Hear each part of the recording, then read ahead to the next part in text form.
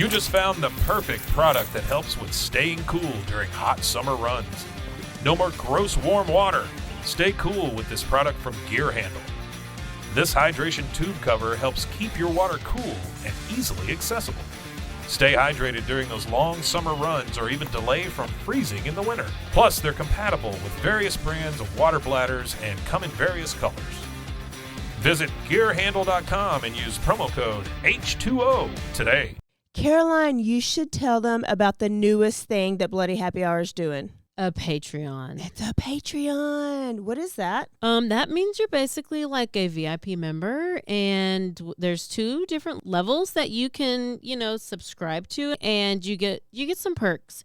You maybe get like merch a little earlier. You get exclusive merch. You could get first dibs on signing up for a live show. You get episodes with no commercials. You get our video because our video is no longer available on YouTube. It is only on Patreon. And the most important to me is you get videos of our live shows. So if you are far away and you couldn't make our last live show, it will be on the website. We're going to record this future live show. It's going to be on Patreon, but also bonus episodes each month. You guys tell us all the time you want more episodes. This is a way for you to get more episodes. So you're going to get our basic Tuesday, Thursdays that we always put out, right? But if you're on a Patreon, you're VIP, you're going to get more. I can't wait to talk about in detail some more stories because I always have a lot of details I want to go to. I can law-splain. I might read a book. They just unsubscribed.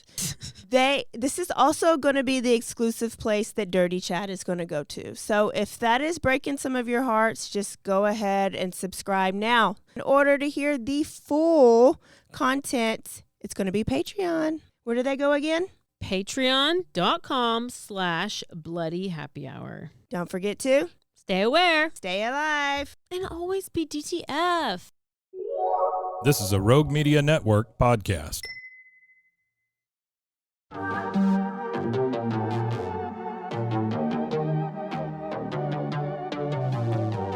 Hey y'all, I'm April. And I'm Caroline.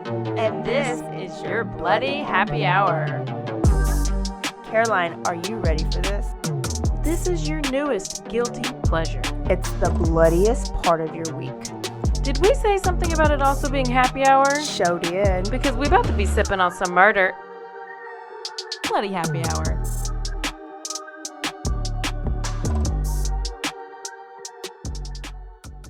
Hey y'all, this is April. And this is Caroline. Well, nice to meet you. It's nice to meet you as well.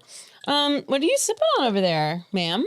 I got the most expensive tequila-infused can of juice that's small and glorious, but I feel like this ought to be golden cans. It's so expensive.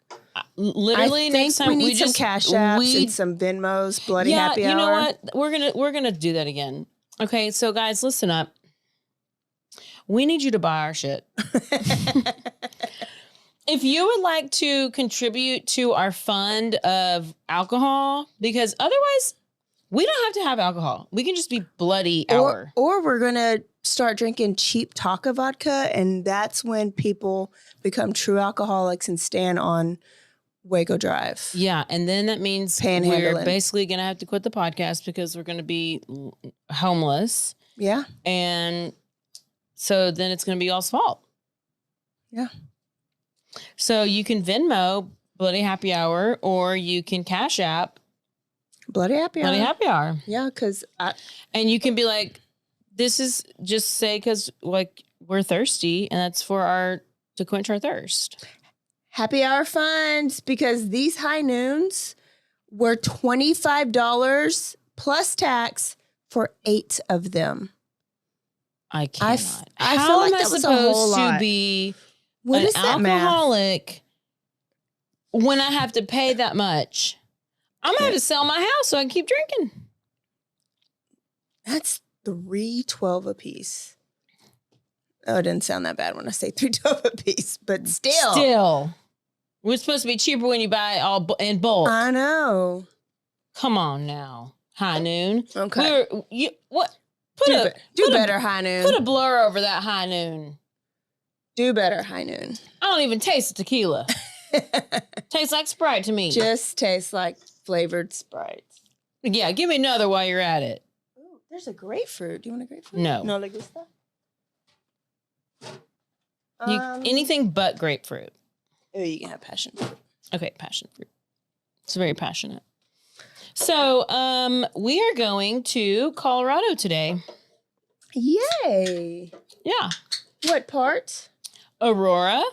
Ooh. Chris Rott's? Oh, is that where it was? I think it was. Maybe. They're probably neighbors.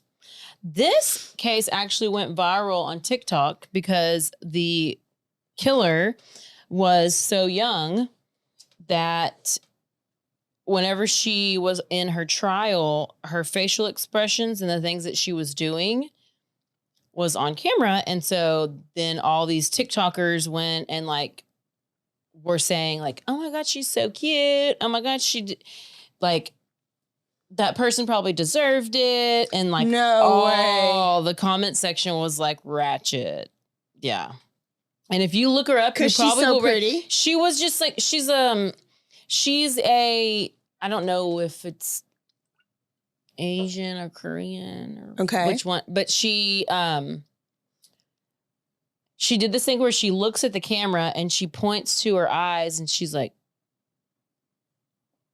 just like does these weird things. If you look her up, you probably will recognize it. Cause when I did it, I was like, oh, that's that chick. Yeah. But her name is Isabella Guzman, Guzman. Okay. So she lived with her mom and her stepdad in Aurora, California. And she didn't have the best grades. What? She did not have the best grades. Oh, no. She's already a failure when it comes to her she culture. She really had no career aspirations. What? Mm-mm. She wasn't like failing, but there was really nothing significant to mention about her. And except for that she had a troubled relationship with her bio parents. So she lives with her mom and they ended up getting divorced, but she just didn't like her parents. She did not like her parents. Okay, great. And this was since she was really, really young. So she like was born at hating. Oh. She's a born hater. So she's always misbehaving, almost like as if she was a middle child, but she was an only child. So that's just as bad. Yeah. Or actually it's probably worse. Yeah. And her parents, they're together. They eventually get divorced. She's still pretty young. She stays with her mother. Her mother's name is Yun-Mi. You and me. Yeah. That's what it's Yun-Mi. And it was about when she was 7 years old, her behavior got so bad that her mom sent her to live with her dad. 7. Oh, wow. 7. Father is Richard. So she had to go live with Richard. And that's a lot of, you're so young. Well, yeah, and why are you so bad? See, I think these people it's like the nature versus nurture. Like that's like nature. Like you were literally born that way. Maybe so. Maybe. Unless mama wasn't very nurturing. Well, here's the thing. Mama was working a lot. Because at this point, she was a single mom. Yeah. So Yun-Mi couldn't handle Isabella on her own. And so that's why she went to live with because Isabella was just always causing all this trouble, and mom was working all the time. And so she couldn't handle it. But then she went to live with dad and dad was like, no, I ain't doing this. Oh. And then dad sent her back. No. Yes. So she eventually comes back home and of course nothing changes and still does not have a great relationship with her mom and her parents, her bio parents, they actually still worked together and like had a civil relationship because I think they were like artists. They had like some art studio together.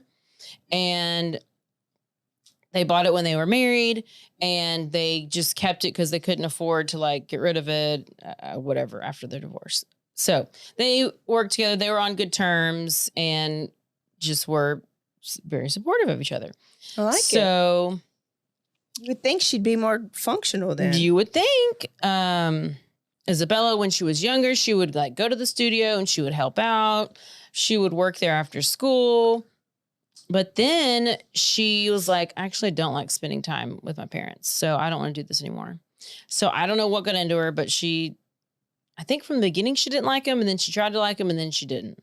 So she was very antisocial person in general. And she pretty much just hated her mom because her mom stayed in this job and this job didn't pay well. And basically she was like, she despised her mom because her mom was poor. Oh. Yeah. Single mom, but she hates her because she's poor and she doesn't get what her friends get. Even though she doesn't have any friends, she doesn't have the nice house and the nice expensive clothes and the new fun toys and games and all that stuff. So she basically resents her mom for being poor. She's a bitch. Yeah. I don't like her. She says, why can't I be like the other kids that can afford all this and this and that and this and that? Like, obviously they don't understand because, well, at this point, how old is she in high school? You should know. I don't know. 17. At what point do you realize like, oh yeah, my parents, I guess if you're like 10, you don't realize it and you're like, oh, why can you not buy me that? They don't understand money and stuff like that. But, she still never realized that. Isabella never did. So she just basically was like, always ungrateful and angry about everything, even when she's older. Like when she was younger, she would throw tantrums, but now that she's gone older, she's starting to be more mischievous and her behavior is starting to become even worse. And this gets into her teenage years and she starts, skipping school. Okay. And then her attendance is so bad that she just drops out of school. And she did this right before her final exams. She's a winner. 17. So she was like probably about to graduate. Like literally just take your classes and you're done. Like take your tests and you're done. But you're ashamed of your mom and you're doing nothing right in your life. And her parents were obviously super disappointed in her for doing this, for like dropping out of school, which, I mean, obviously she does not care at all because she just cares about herself. But they were like, we understand that school's not for Isabella, but back to what you said is that she wasn't gelling with the school system at all. And it's their fault. I mean, yeah. How is it? Yeah. So they were like, you could at least stick it out. She didn't stick it out. She didn't complete the exams. And then she just finally stopped hanging out with her family. And she would just spend as little time with them as possible. Anytime she was home, she would just go straight to her room. The only time she would ever see her parents or her mom was when she was having an argument with her mom. So she's like, you come home. Well, I guess she's not coming home from school anymore because school's over. And just sees her, yells at her, goes to her room. So it's like, this is horrible. This kid is like such a bad person.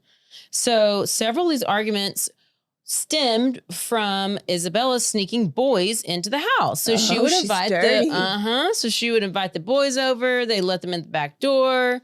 And then they would leave. They would climb out the window, the bedroom window. She did let them in the back door. And they run across the garden, jump over the fence at the end of the garden. Almost every single time, You-Mi would see these boys jumping over the fence into the garden. Crushing her tomatoes.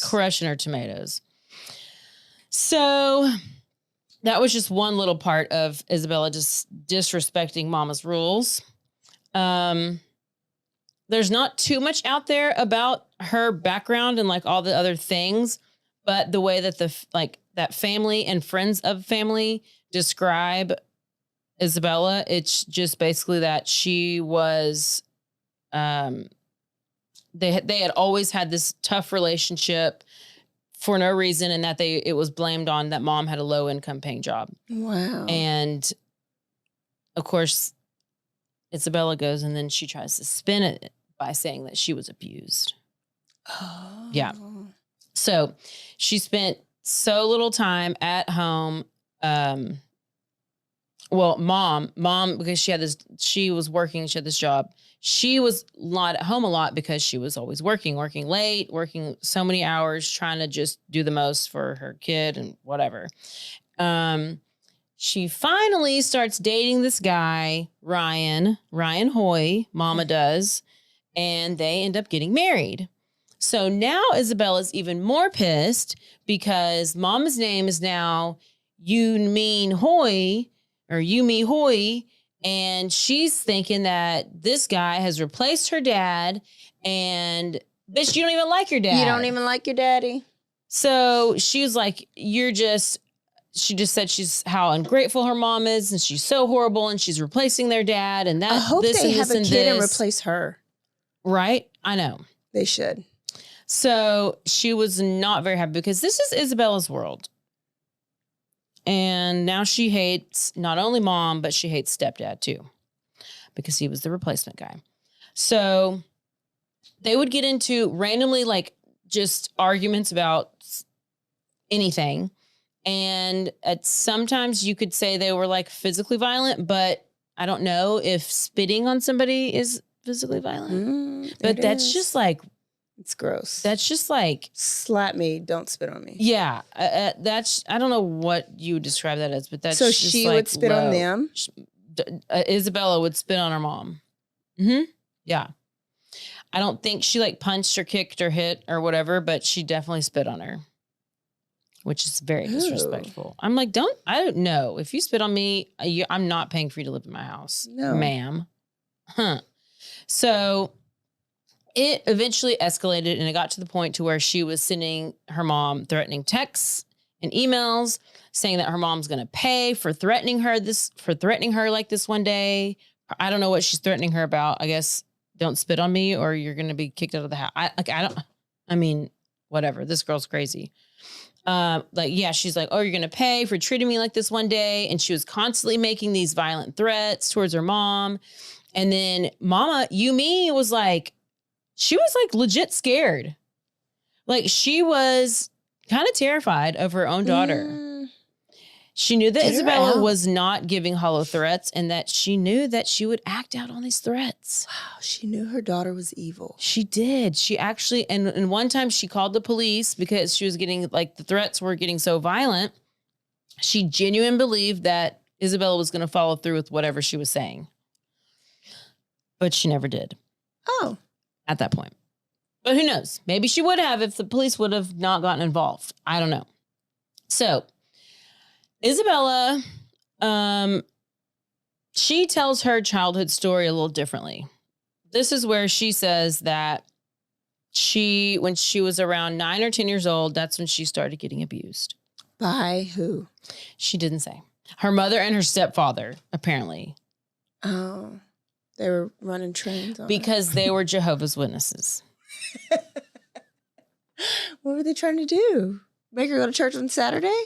Maybe they were trying to get her to go around the neighborhoods with a backpack on a bicycle. I don't know.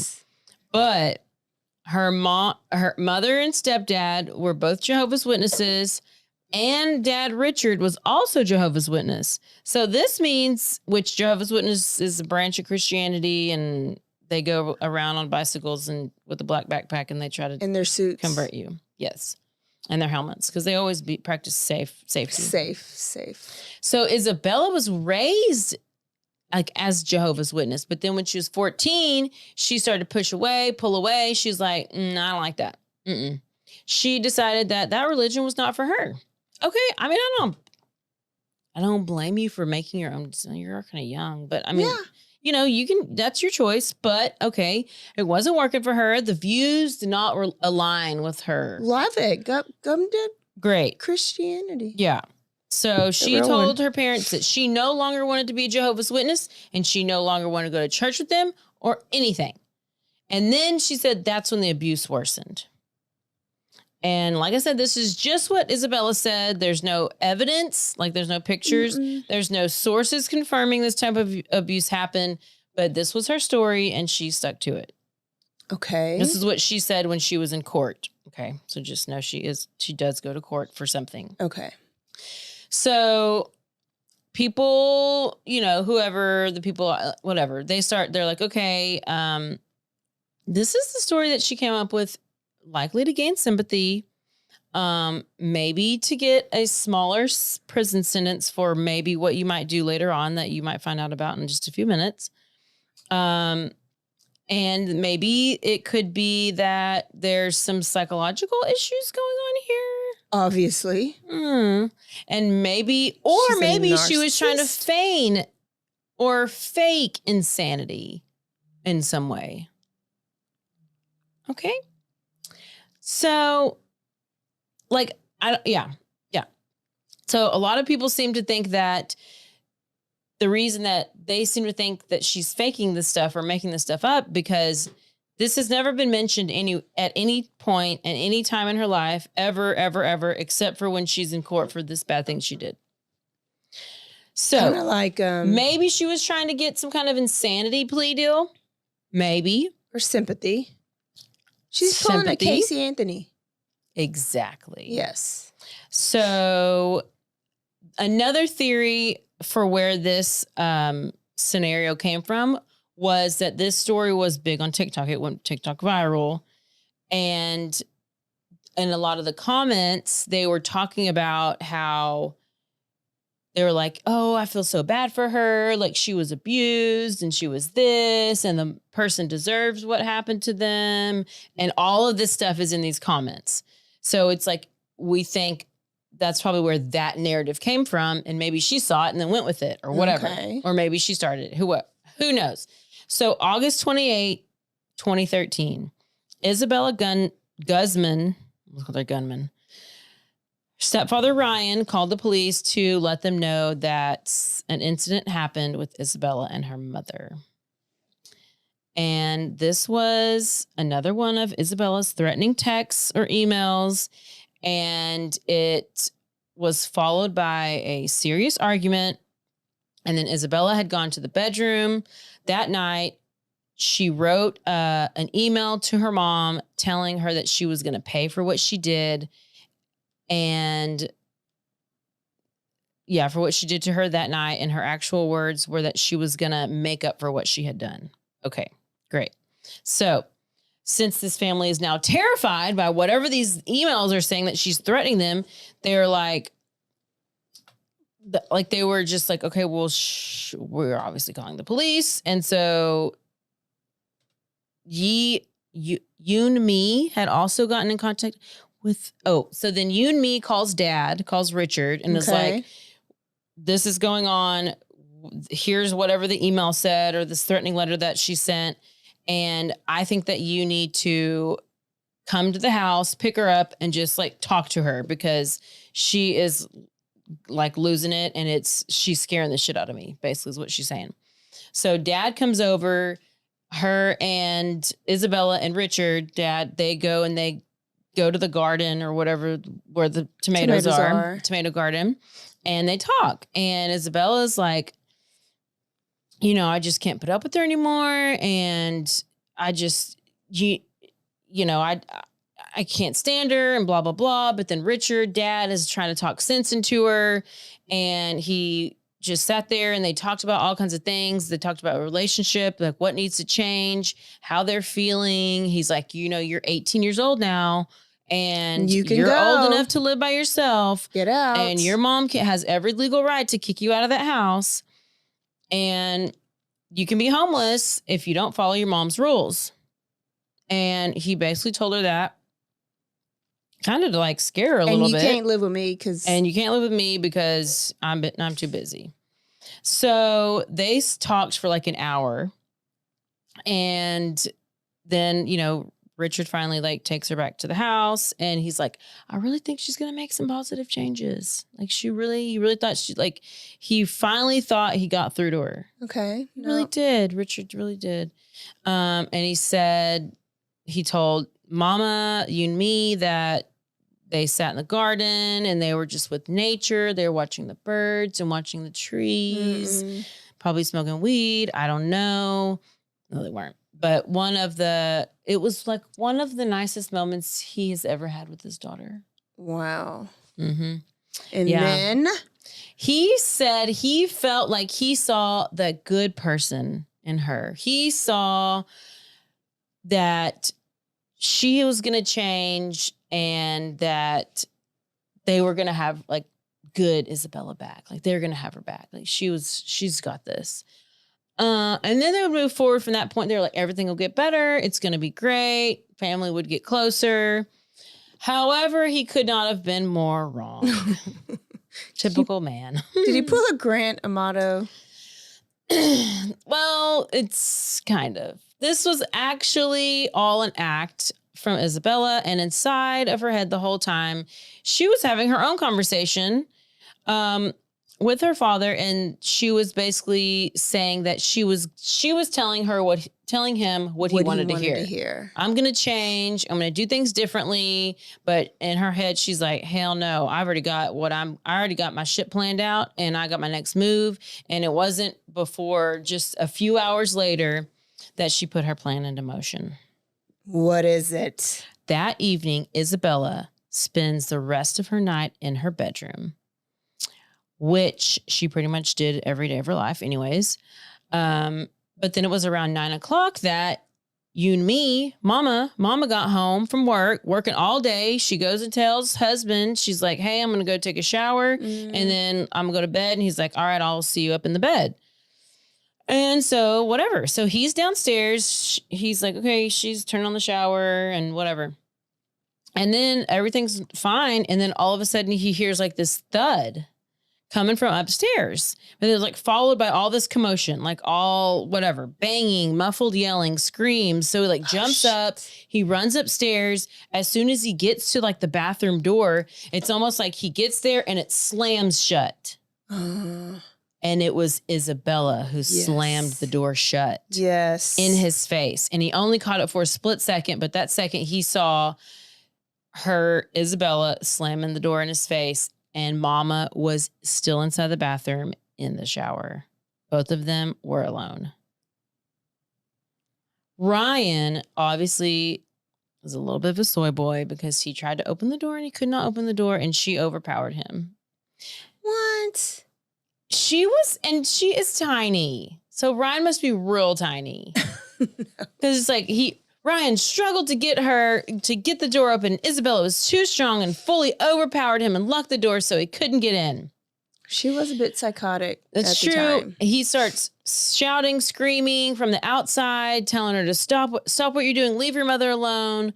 But she keeps going, and all he can hear is repeated thuds and banging and screaming, muffled screaming. And he can hear his wife, Yun-Mi, calling his name. And he don't kick down the door, Ryan? I know. And half of this is on 911 call. And I'm like,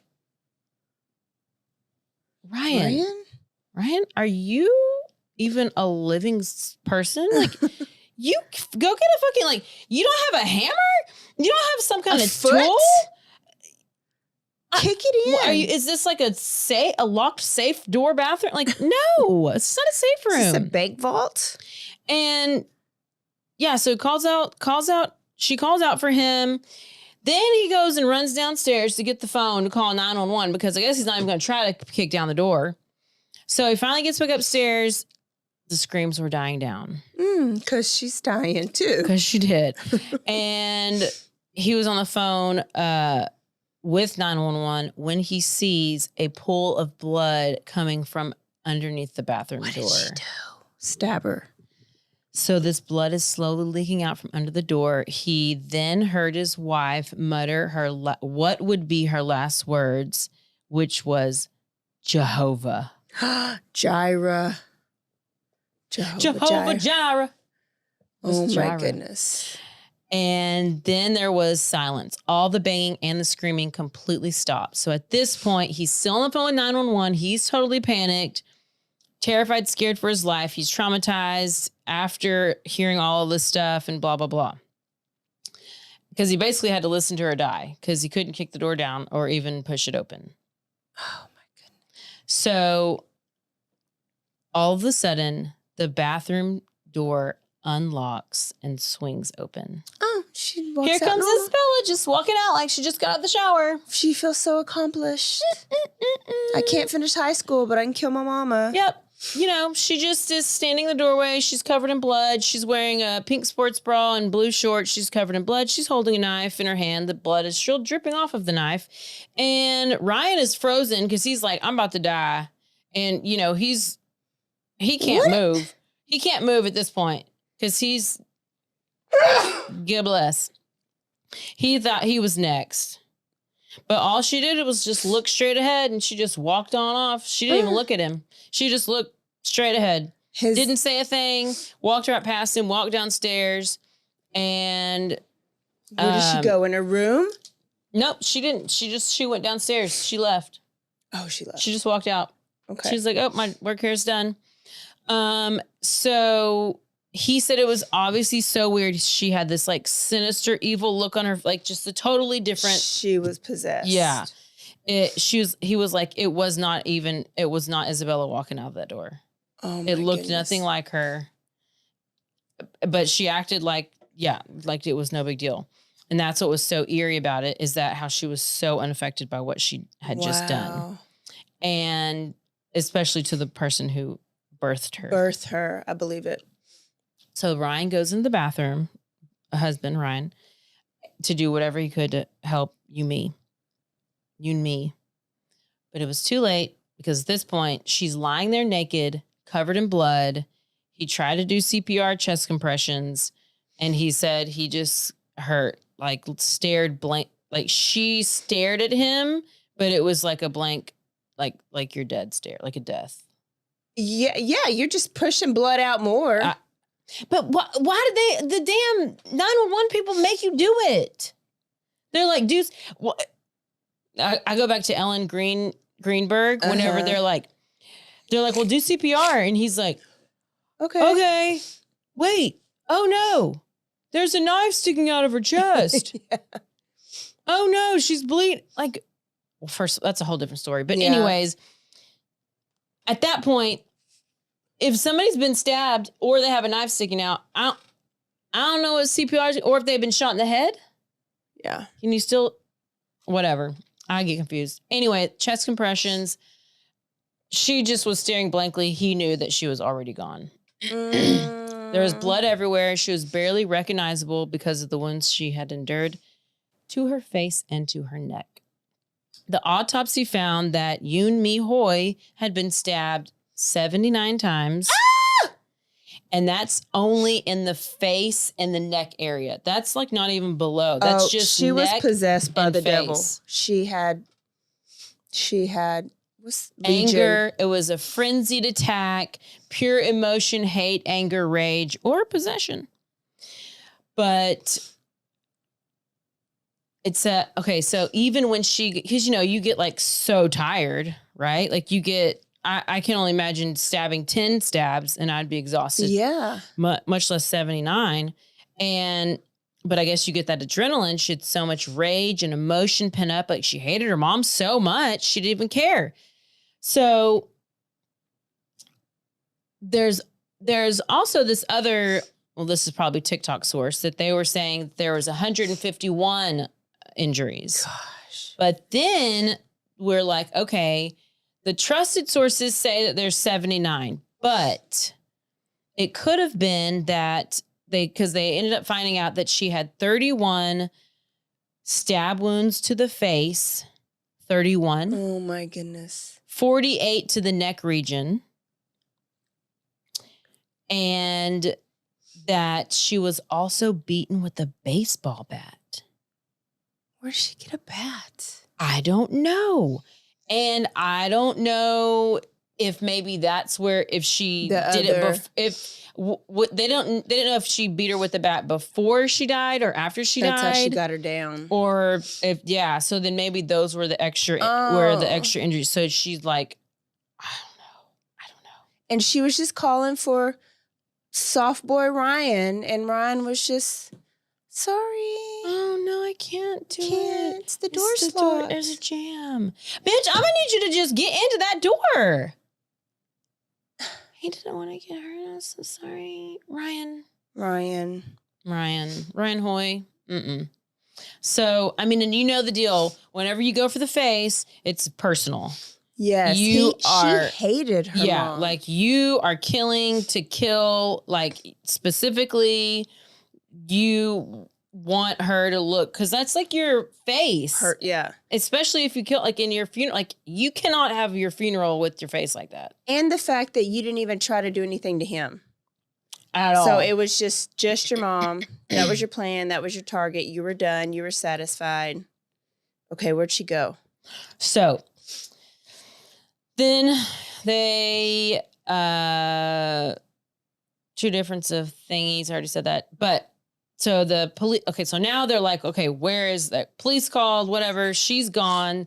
They're out looking for her because they're like, there's this 18-year-old. She's wearing this and she has a knife with her and she's dangerous because if she did this to her mom, who knows what the hell else she's going to do. And so, and like, they're like the community, you never know. Somebody could just be outside. It could be Austin Harif situation where you just like, bite somebody's stomach off. So she fled the house, obviously before the police and EMS got there. And they ended up getting, I think it said that, she was spotted. Somebody was in a parking garage and they saw a person in a car and they called police because they thought they're like, hey, I'm in this parking garage and there's like a dead body in this car over here. Police go check it out and it's Isabella in her car, but she's sleeping. She's just bloody. She's tired. She's tired. She's tired. She's in the same clothes. She's got blood all over her. She didn't change clothes. She didn't wash off the blood. She just was like, man, I'm tired after all that. Sleeping with peace in the car. And police show up and there was no resisting. She just was like,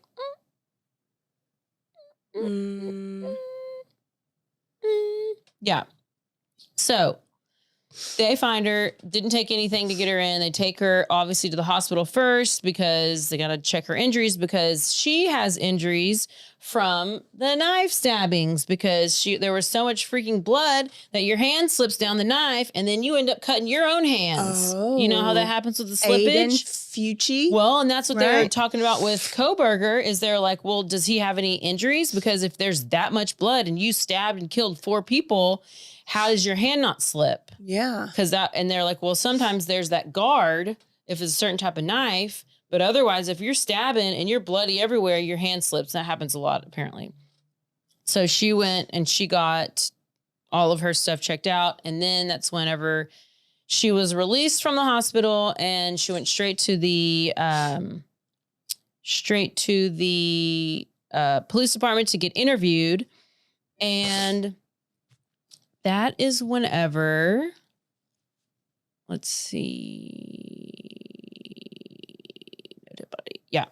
So that's whenever they actually find some other evidence near the car, but I couldn't find what it was, like whether it was any kind of clothes or the bat or the knife. Like they didn't really say, but they just had found extra evidence by the car. I don't know.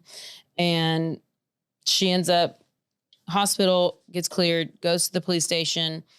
They start asking her questions. They also give her a psychiatric evaluation because this is unlike anything they have seen in Colorado in a long time. Something else happened there. I don't think it was Chris I don't know. Watts. There's like this girl named like JonBenet Ramsey. It was like, that's Boulder. Well, it's still Colorado. Something happened in Aurora. I think it was that shooter in the movies. That's what it was. Oh. Yeah.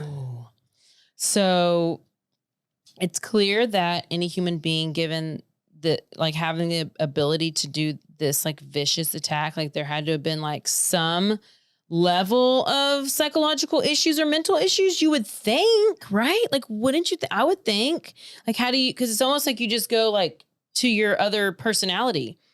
And the evaluation came back and she was diagnosed with schizophrenia. No. I don't believe it. She's been having delusions, both audio and visual. So she was seeing things and hearing things for years leading up to this. Oh, was she? And she would also hear voices, which, that's the most stereotypical thing about being a schizophrenic is you hear voices, which they do hear voices if you really are. But you can also say you hear voices when you don't, and you can be faking it. And she just said that it manifested and she would hear people telling her what to do and that she needed to kill someone. And she believed that her mother was actually a woman named Cecilia. What did Cecilia do to her? She just knew that she was told to kill Cecilia by the voices in her head. She had to kill Cecilia in order to save the world. And Cecilia was an evil being, and Isabella had to kill Cecilia so she could save everybody else. What?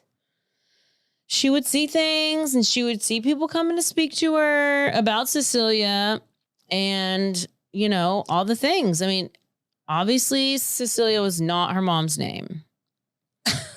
And so whenever a real doctor said this, and all the, and you know what? The doctors are smart enough to not this is part of what made all this stuff go viral. I know. Those doctors are smart enough to not get fooled. So she had to have been at least semi-convincing, or it had to be true. I feel like she was probably like definitely a sociopath. Like she felt no emotion and anything. And but it's hard to fake crazy when you're it's hard to fake all these personalities when you're a sociopath. I know. I don't know. Because the way that she acted in court, she was just like, she was smiling and she was not genuine. But then sometimes killers do that psycho smile, but it wasn't like that. It was like a sarcastic, at the cameras. And then she did this whole thing where she was like, I don't know. You got to look it up. Isabella Guzman. And so this is kind of how she would communicate to the cameras, shaking her head. Either she was shaking her head saying no, stop watching me, or no, I'm not crying. Oh, that's kind of what all the TikTokers thought about it. So a lot of these clips from these court appearances were posted all over TikTok, and she started to get this fan base, and the people were recreating the courtroom appearances and stuff like that, putting music behind it, making edits. And then there's this one that went really viral that in the background, the song was Sweet But Psycho, oh, she's sweet but a psycho. Yes. And the things we get obsessed with. It's so bad because it's we know these, and we do it yes, guilty.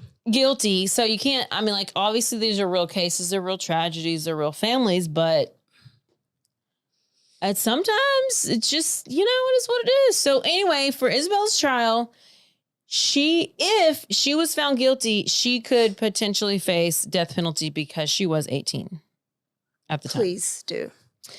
But right before her plea, her defense team decided to take the very expected approach of pleading insanity. So Isabella said that she was not guilty because she is not mentally sound. And she said that she was in a completely different psychological state when she killed her mother. She said she's nowadays talking. She said that she, since she's hated her mom back then and she doesn't know why she did what she did, she looks at that girl, that 18-year-old girl that killed her mother, and she says she doesn't even recognize her. Oh, they never do. Mm-mm.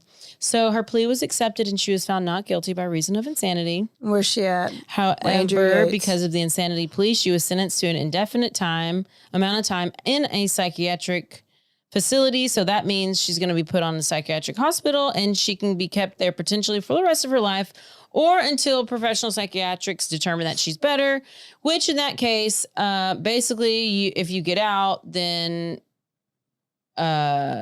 you just stop taking your meds and you go get back and doing all your crazy stuff. Yeah, and do it again. So she's currently in the Colorado Mental Health Institute, which I still don't believe those exist. And she is potentially there for the rest of her life, like I said, but she's tried to appeal this a couple of times because she believes that she's ready to be integrated back into society. Nope. She's been on medication for a long time. She's 25 years old now, and she believes that she's ready to get back out there, and she's not the same person that she was when she was 18. And she wants to get on Tinder and date. Absolutely. I think it would be unlikely. This is what I wrote myself. I was like, I think it'll be unlikely that she gets let out of a psychiatric facility for a long, long time. Because it's as simple as like just stopping your meds and you go right. If you do have, if you are bipolar or schizophrenic, like, and you just stop taking your shit because you're like, oh, I feel fine. Like, that's what they always do. That's what the teacher did that shot her kid 10 times down the road in Riesel. So, and who knows what this bitch would be capable of when she's older. So she had, something was wrong. Like she was a bad seed, right? Yeah, she was for sure a bad seed. So there had to have been some type of chemical imbalance from the beginning. So we got to give her that because you clearly described a bad seed. Nature. Bad nature. Yes, that's what I thought too. I'm going to show you this. That is the story about the famous TikTok killer, Isabella Guzman. I think she needs to go to jail. I do too. Real jail. Good story. Never heard of it. I've never even seen her on TikTok. I thought, well, because I think it was from such a long time ago, like 2013, I think I said. What? TikTok wasn't even born then. Well, shit. Maybe it's 2023 then. But, oh, maybe that was when she was born. But I do know that I had to look to see if I had covered this case because I'd seen that and I've heard about the case before, and I was like, did one of us tell the story? Because I can't keep up. Never heard of it. So but there's a lot of different TikTok ones that I've seen, but I've never heard of that one. Yeah. Love it, love it, love it. And there's your second episode of a kid going crazy and killing a parent or two. Yeah. Just because they're, for no reason. A good parent. Killing good parents. Yeah. Yeah. I hate it. Okay. Well, take a drink and we will see y'all next week for a whole new week of Bloody Happy Hour. Send this episode to a friend and tell them to listen to some more 2013. Episodes. Okay. So then TikTok just got a hold of it late. Or the trial. Maybe the trial was later. True. Don't forget to stay aware, stay alive, and always be DTF. Bye, y'all. Goodbye.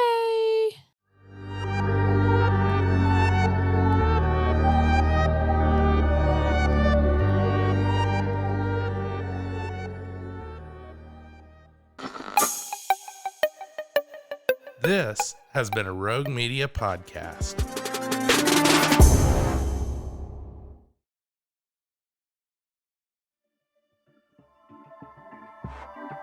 This has been a Rogue Media Network production.